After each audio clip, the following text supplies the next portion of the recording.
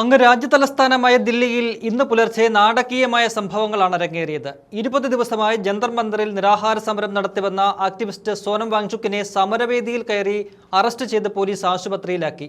ഇന്ന് പുലർച്ചെ അതിനാടകീയമായി പോലീസ് തങ്ങളുടെ ഓപ്പറേഷൻ നടപ്പാക്കുകയായിരുന്നു. നൂറുകണക്കിന് പോലീസുകാർ സമരവേദിയിലേക്ക് ഇരച്ചുകയറി ബലം പ്രയോഗിച്ചുള്ള അറസ്റ്റിന് ശ്രമിച്ചത് കോക്രോച്ച് ജനതാ പാർട്ടി പ്രവർത്തകർ തടഞ്ഞതോടെ വൻ സംഘർഷമാണ് ഉണ്ടായത്. സോനം വാങ്ചുക്കിന്റെ ആരോഗ്യനില അതീവ ആശങ്കാജനകമായി തുടരുന്നതിനിടെയാണ് പോലീസ് നിർണായക നീക്കം നടത്തിയത് എന്നത് ശ്രദ്ധേയം.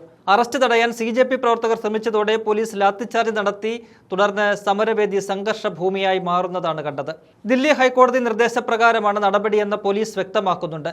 വാങ്ചുക്കിന്റെ ആരോഗ്യനില വളരെ മോശമായതുകൊണ്ടാണ് നടപടിയെന്ന് തുടർച്ചയായി വിളിച്ചു പറഞ്ഞായിരുന്നു 21ാം ദിവസം പോലീസ് അദ്ദേഹത്തെ കസ്റ്റഡിയിലെടുത്ത് ആശുപത്രിയിൽ പ്രവേശിപ്പിച്ചത്.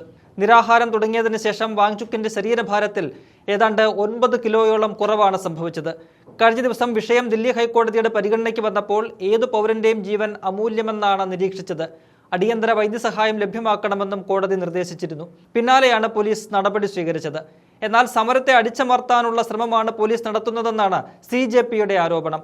ജന്തർ മന്ദറിൽ സമരം നടത്തുന്നത് തടയാനുള്ള തന്ത്രമാണ് പോലീസ് നടത്തുന്നതെന്നും സമരം തുടരുമെന്നുമാണ് അഭിജിത് ദീപ്കെ ഉൾപ്പെടെയുള്ള നേതാക്കൾ വ്യക്തമാക്കുന്നത്.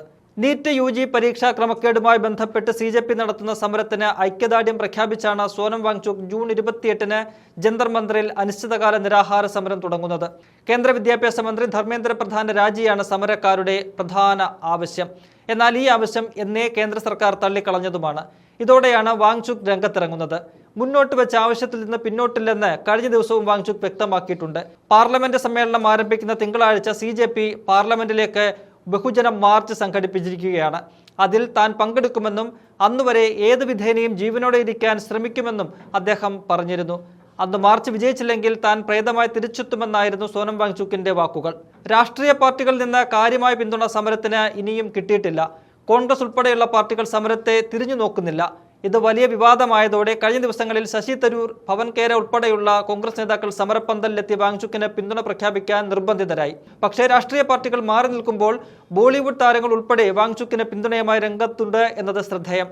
തിങ്കളാഴ്ച തുടങ്ങുന്ന പാർലമെന്റ് സമ്മേളനത്തിൽ കേന്ദ്ര സർക്കാരിനെ പ്രതിരോധത്തിലാക്കുന്ന വിഷയമായി വാങ്ചുക്കിന്റെ സമരം മാറിയിരുന്നു. അതിനെ എങ്ങനെ പ്രതിരോധിക്കുമെന്ന ആശങ്ക BJPക്കും ഉണ്ടായിരുന്നു. രാജ്യതലസ്ഥാനത്ത് യുവാക്കളുടെ നേതൃത്വത്തിലുള്ള ഒരു സമരം ഇങ്ങനെ ശക്തി പ്രാപിക്കുന്നത് കേന്ദ്ര സർക്കാർ ഇഷ്ടപ്പെടുന്നില്ല. അത് തങ്ങൾക്ക് രാഷ്ട്രീയമായി തിരിച്ചടിയാകുമെന്ന ഉത്തമ ബോധ്യം നേതൃത്വത്തിനുണ്ട്. അതിനിടയിലാണ് വാങ്ചുക്കിനെ സമരപ്പന്തലിൽ നിന്ന് നീക്കിയിരിക്കുന്നത് എന്നത് കാണാതിരുന്നുകൂടാ. ഇനി CJP പ്രവർത്തകരെ ജന്തർ മന്ദറിൽ നിന്ന് ഒഴിപ്പിക്കാനുള്ള ശ്രമങ്ങൾ ഉണ്ടാകുമോ എന്നാണ് കണ്ടറിയേണ്ടത്. അത്തരത്തിലുള്ള ശ്രമങ്ങൾ ഉണ്ടായാൽ അത് രാജ്യതലസ്ഥാനത്ത് കൂടുതൽ സംഘർഷത്തിന് കാരണമാകുമെന്ന് ഉറപ്പ്.